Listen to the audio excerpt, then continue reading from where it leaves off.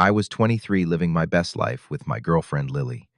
We had been together for 2 years and I was sure she was the one. My father had always been my rock since Mom died, but everything changed when he married Patricia. My stepbrother Jackson had always been jealous of what I had, but I never thought it would come to this. Then one evening my dad called me to dinner and asked me to do the unthinkable, break up with the woman I loved so my stepbrother could have a chance with her. Before I dive into how my life fell apart, let me know where you are watching from. Hit that like button and subscribe if you have ever had family betray you. Trust me, what happened next will make your blood boil. My name is Cannon, and I grew up in a small town in Pennsylvania. My childhood was pretty normal until I turned 10, when my mom lost her battle with cancer. That day changed everything for my dad, Frank, and me. We became a team of two against the world.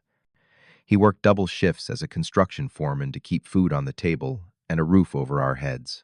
Many nights I would wake up at 2 in the morning to find him still at the kitchen table paying bills or fixing my school projects. "It is just you and me, buddy," he would say whenever I thanked him for his sacrifices. That is what family does. We stick together no matter what. We had these traditions that kept us connected. Sunday morning pancakes, camping trips every summer, and watching football games with homemade nachos.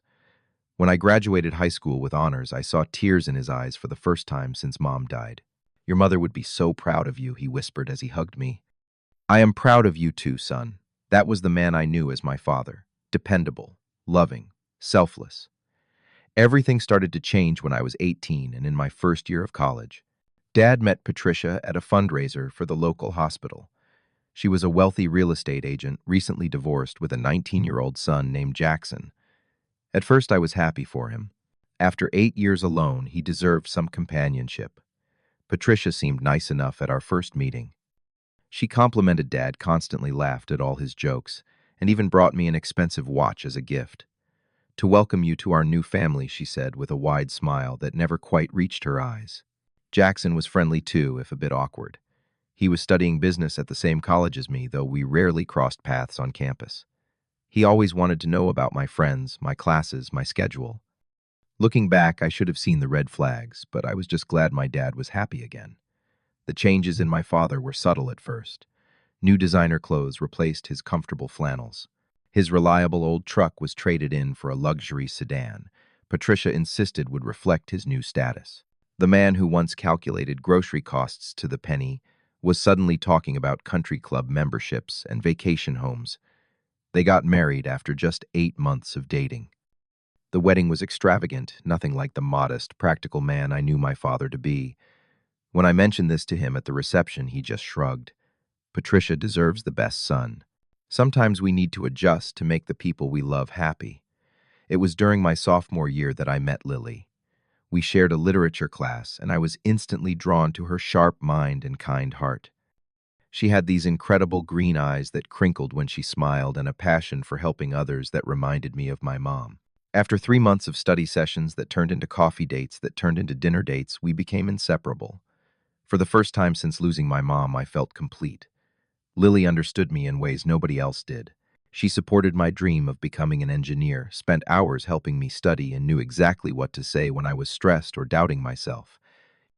I introduced her to my dad and Patricia at a family dinner 6 months into our relationship. Dad seemed to really like her, asking about her nursing studies and telling embarrassing stories about my childhood. Patricia was polite, but reserved, watching Lily with an expression I could not quite read. Jackson was unusually quiet that night, staring at Lily whenever he thought no one was looking. 2 years flew by, and Lily became a fixture at family gatherings. We talked about moving in together after graduation, and I had started saving for a ring. I planned to give her my mother's engagement ring, which Dad had given me on my 21st birthday. "Your mother would want her to have it," he had said. "When you find the right girl, you will know." And I did know. Lily was everything I wanted in a partner and more. The trouble started small. Jackson began finding reasons to be wherever Lily was. He would show up at campus spots he knew we frequented. He would ask invasive questions about our relationship. Once I overheard him telling a mutual friend that Lily was way too good for me and deserved someone better. When I mentioned this to Dad, he brushed it off. "Jackson is just finding his way." Patricia says he has had a rough time making friends. Be patient with him. Around the same time, I noticed Patricia whispering to my father whenever Lily's name came up. After these whispered conversations, Dad would look troubled, avoiding my eyes. The warm welcome Lily had initially received cooled noticeably. Patricia would make subtle comments about how some relationships in college are just practice for the real thing, or how smart boys keep their options open. Then came the dinner invitation that changed everything. Dad called on a Tuesday asking to meet just the two of us at our favorite steakhouse. His voice sounded strange, tight, and formal in a way it had never been with me before. We need to discuss something important, Cannon. Man to man. I had no idea my entire life was about to be upended. I arrived at the restaurant early, nervously adjusting my collar as I waited. When Dad walked in, I immediately knew something was wrong. His eyes were downcast, his shoulders slumped in a way I had not seen since Mom died.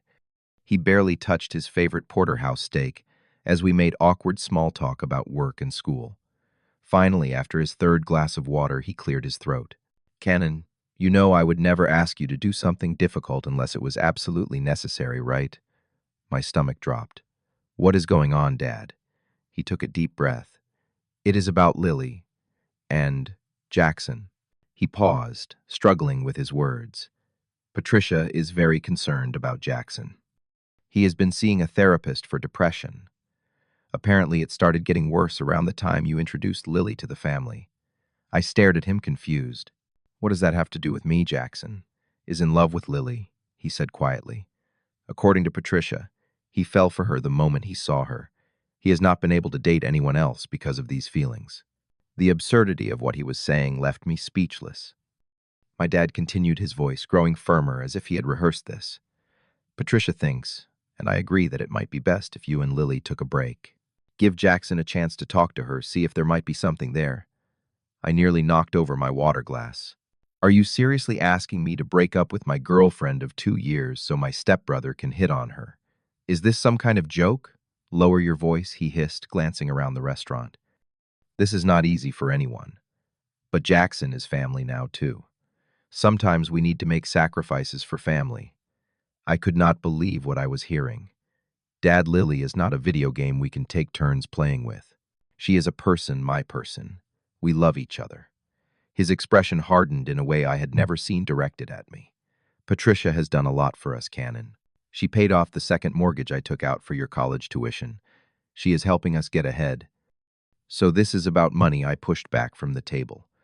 You are selling my relationship to pay your debts. That is not fair. But his eyes told me I had hit the mark. I walked out, ignoring his calls to come back. Outside, I leaned against a wall, trying to breathe through the betrayal crushing my chest. The next day, I confronted Jackson in the campus parking lot. His smug expression told me everything I needed to know. Look, Cannon, it is nothing personal, he said, leaning against his expensive car that Patricia had bought him. I have had feelings for Lily from day one. You had your chance. Time to let someone else have a turn. She is not yours to have, I growled. Lily makes her own choices, and she chose me. He laughed. We will see about that. Mom always makes sure I get what I want in the end. The following days brought a barrage of manipulative texts and calls. Patricia reminded me how much she had invested in my future. Dad alternated between guilt trips about family loyalty and vague threats about my tuition payments. Patricia controls our finances. Now, son, he admitted during one call, she is willing to continue paying for your education, but she needs to see that you are a team player. The ultimatum came a week later. Break up with Lily by the end of the month, or lose my college funding. I was halfway through my engineering degree with no way to pay for the remaining semesters on my own. That night, I told Lily everything. We sat in her small apartment, my voice breaking as I explained the impossible situation. Instead of being hurt or confused, she was furious on my behalf. This is emotional blackmail, Cannon. They cannot do this to us. Her loyalty made me love her even more. I will drop out if I have to. Get a job. Finish school later. She squeezed my hand. We should talk to them together. Make them see how crazy this is. That weekend, we met my dad and Patricia at their house. Jackson insisted on being there, sitting across from us with a self-satisfied smile. I will never forget how calm Lily was. How eloquently she spoke about our relationship and the inappropriateness of their demand. Patricia's pleasant mask slipped halfway through the conversation. "You should be grateful for what we provide," she snapped, pointing a manicured finger at me. "Your father could never have afforded your education on his own. Jackson has always had to share everything but you. You act entitled to whatever you want." I looked to my father for support, for some sign of the man who had raised me. But he stared at his hands, silent and compliant, as his wife berated me. "Dad," my voice cracked, "are you really choosing them over me?" His eyes met mine, filled with conflict but no courage. "We are just asking for a small sacrifice, Canon, for the good of the family." In that moment, I knew the father I had loved was gone. "I will figure out my own way," I said, standing up. "I am moving out today." Lily stood with me, her hand firmly in mine. As we walked out, Patricia called after us. "Be reasonable, Canon. Think about your future." I turned back one last time. "I am thinking about my future. That is why I am leaving." By that night, I had packed my belongings and found a tiny studio apartment across town. The rent would eat most of my part-time job earnings, but it was worth it for my freedom. I called the financial aid office the next day to explain my situation, put my studies on partial hold, and picked up a second job at a local garage. My carefully planned life had shattered, but I refused to give up Lily or my self-respect. The first month in that tiny apartment was brutal. It was barely bigger than a walk-in closet with a kitchenette that consisted of a mini fridge, a hot plate, and a sink that dripped constantly. The bathroom was so small I had to sit sideways on the toilet, but it was mine, free from Patricia's manipulation and my father's betrayal. I worked from 6 in the morning until 2 at the garage, grabbed a few hours of sleep, then bartended from 8 at night until closing. Between shifts, I attended whatever classes I could manage. My grades suffered, but I was determined to stay in school somehow. Lily was my rock through all of it. She would bring me dinner during study sessions, help me prepare for exams. I was too exhausted to focus on and never once complained about our dates consisting mainly of dollar menu items eaten in my car between jobs. "This is temporary," she would remind me. "We are building something real, something they cannot take from us." Her family was amazing too. Her mom would send care packages with homemade food and necessities. Her dad, a plumber, helped me negotiate a better rate with my landlord and taught me money-saving maintenance tips. They offered me their couch countless times, but I was determined to stand on my own 2 feet. The hardest part was not the grueling schedule or financial struggle. It was the gnawing pain of my father's silence. In 23 years, we had never gone more than a day without talking. Now weeks passed with nothing but the occasional text. "When you are ready to apologize, we can talk." Apologize. As if I were the one who had betrayed our bond. Sleep became a luxury I could not afford, both literally and figuratively. When I did manage to close my eyes, I would jolt awake from nightmares of my father turning his back on me. The constant anxiety left me jittery and unfocused. I lost weight, my clothes hanging loose on my frame. About 2 months after moving out, Lily and I ran into Jackson on campus. He approached us as we sat on a bench near the library, his expression a mixture of annoyance and entitlement.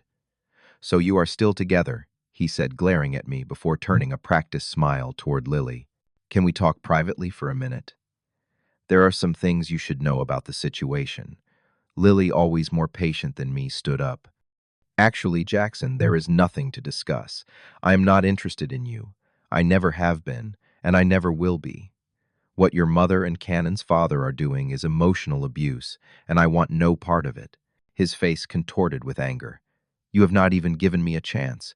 You just took his side without thinking about what I might be able to offer you." "Offer me." Lily's voice rose, drawing attention from passing students. "I am not a product to be traded. I choose who I love, and I choose Cannon." Jackson's response was to kick over our coffee cups and storm off, yelling about how we would regret this, and Mom always fixes things. The scene he caused was humiliating, but Lily just squeezed my hand and helped me clean up the mess. That, she said firmly, is bullet dodged. Patricia's response to her son's rejection was swift and vengeful. She began a whisper campaign among family friends, painting me as an ungrateful troublemaker who had abandoned my father after all his sacrifices. According to mutual acquaintances, she told people I had become unstable and obsessive about my girlfriend refusing reasonable family requests. Dad did nothing to correct these lies. His only communications were brief texts, asking when I would come to my senses and rejoin the family. Not once did he ask how I was surviving or if I needed help. By the end of the semester, my academic standing was on thin ice. I had missed too many classes, turned in assignments late, and bombed a crucial exam after working 36 hours straight. My advisor warned me that I might lose my partial scholarship if things did not improve. That night, sitting on my lumpy mattress, surrounded by past due notices, I considered giving up. Maybe college was not in the cards for me anymore. I could work full-time at the garage where the owner had already offered me more hours. It was not my dream, but it was honest work. When I shared these thoughts with Lily, she listened carefully, then took my hands in hers. "What if we move?" she suggested. "My aunt has a rental property in Columbus. She would give us a good deal. We could transfer to Ohio State. I have researched their engineering program, and they might accept most of your credits. We could start fresh away from Jackson and Patricia." The idea of running away did not sit well with me at first. I had lived in this town my whole life. Despite everything, some part of me still hoped my dad would come to his senses. That hope was shattered the next week when he showed up at the garage where I worked. I was underneath a Honda changing the oil when my boss called me out. "Your father is here to see you."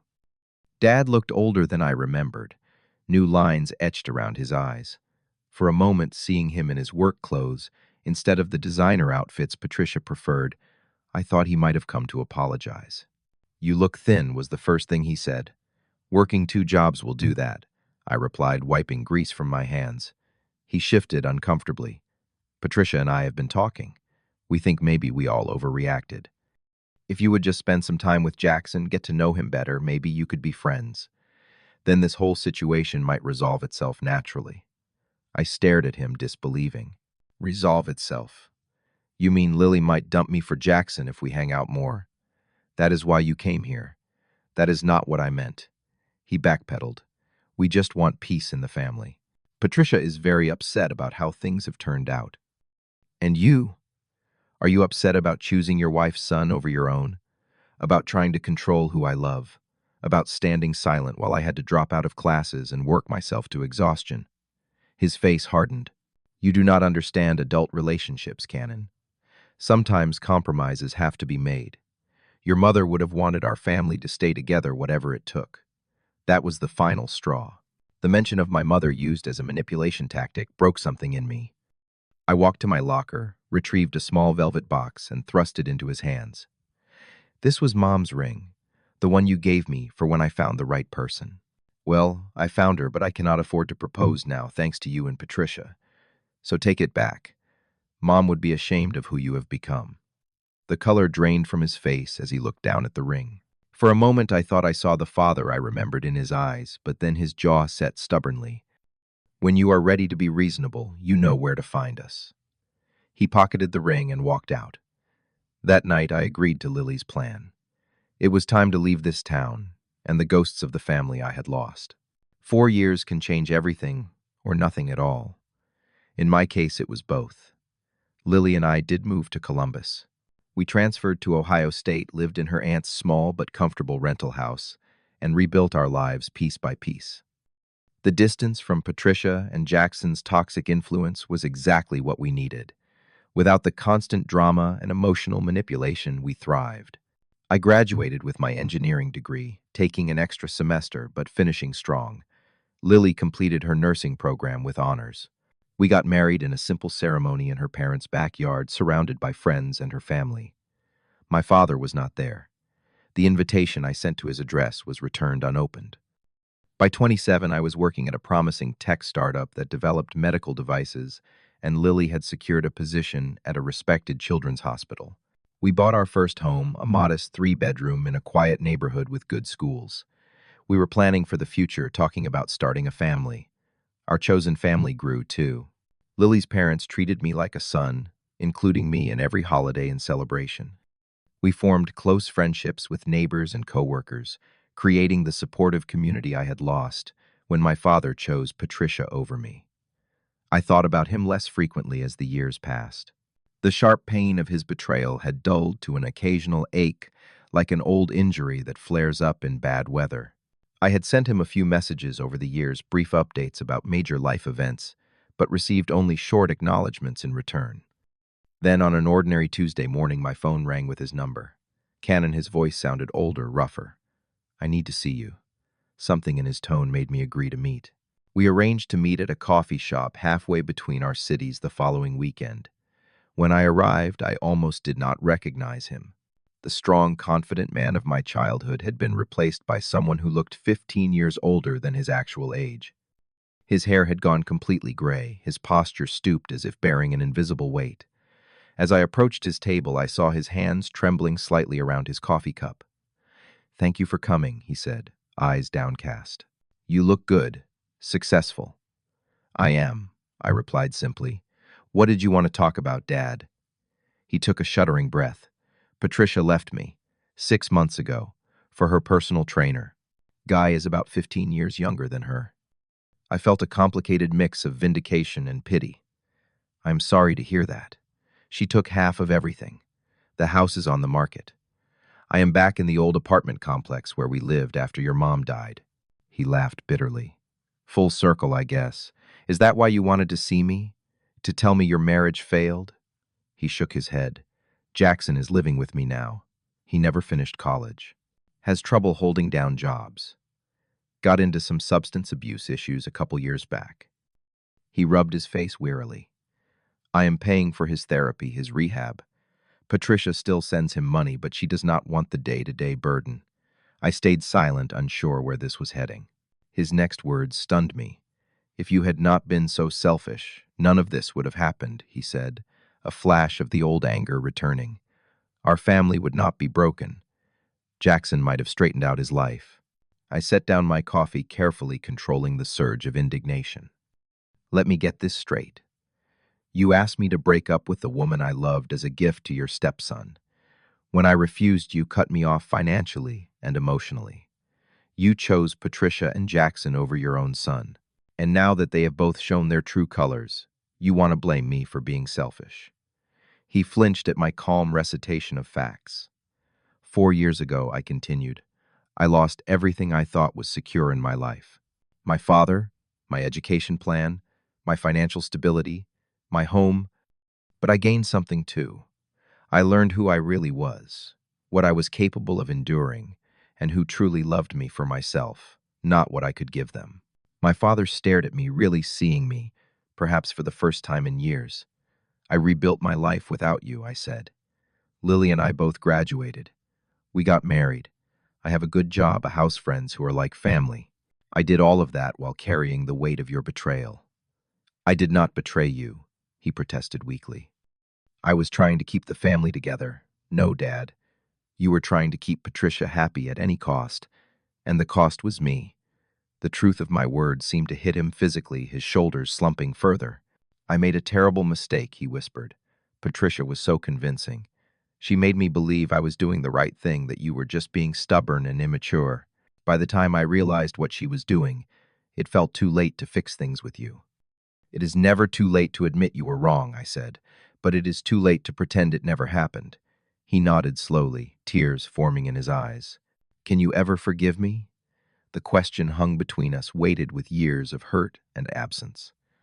"I do not know," I answered honestly, "but I am willing to try on one condition. You need to take responsibility for your choices. No more blaming me or Patricia or circumstances. You chose your path." "I did," he admitted, his voice breaking, "and I have regretted it every day since." We talked for 3 more hours. Really talked in a way we had not since before Patricia entered our lives. He told me about the slow unraveling of his marriage, how Patricia had grown increasingly controlling and critical, how Jackson's entitlement had worsened under her indulgence, how he had begun to see too late the manipulation tactics she had used to isolate him from me and others who cared about him. I told him about my struggles and triumphs of the past 4 years, about the wedding he missed, about the home Lily and I had created, about the baby we were expecting in 7 months. His eyes lit up at that news. "I am going to be a grandfather." "You are," I confirmed. Whether you will be part of my child's life depends on what happens next. Dad started therapy the following week. He joined a support group for people recovering from manipulative relationships. He found the courage to set boundaries with Jackson, offering support for recovery, but no longer enabling his poor choices. Most importantly, he began the long process of rebuilding trust with me through consistent, respectful contact and genuine remorse for his actions. It took over a year of careful steps, but eventually he became a tentative part of our lives again. The first time he visited our home, he brought a handmade wooden crib he had crafted himself. "I remember how much you loved the rocking horse I made when you were little," he said, running his hand over the smooth wood. "I thought your little one might appreciate something from their grandpa, too." Last month, we invited him to dinner to celebrate Lily's first ultrasound. We are having a boy. As we sat around our dining table, the tension that had lingered between us for years had finally begun to dissolve. "I want to say something," Dad said, raising his glass of sparkling cider. "5 years ago, I made the worst mistake of my life by forgetting what true family means. Family is not about control or manipulation. It is about supporting each other's happiness, standing by each other through hard times, and respecting each other's choices." He turned to Lily. "I am so sorry for the pain I caused both of you. Watching you together now, seeing the life and love you have built, I know without a doubt that you were always meant for each other." Looking at me, his eyes filled with tears. "Cannon, you showed more strength and integrity at 23 than I did at twice your age. I am so proud of the man you have become despite my failures as a father. Thank you for giving me a second chance I did not deserve." We have decided to name our son James, after my mother's maiden name. It feels right to honor the parent who would have supported us unconditionally while also acknowledging the healing that has begun with my father. The family we choose can be stronger than the family we are born into. Sometimes the hardest decisions lead to the most beautiful outcomes. Standing up for what is right for the people we truly love is never selfish. It is the most courageous thing we can do. What about you? Have you ever had to stand your ground against family pressure? Let me know in the comments. If this story resonated with you, please like, subscribe, and share it with someone who might need to hear that it is okay to choose their own happiness. Thanks for listening, and remember that true family supports your dreams rather than asking you to sacrifice them for others.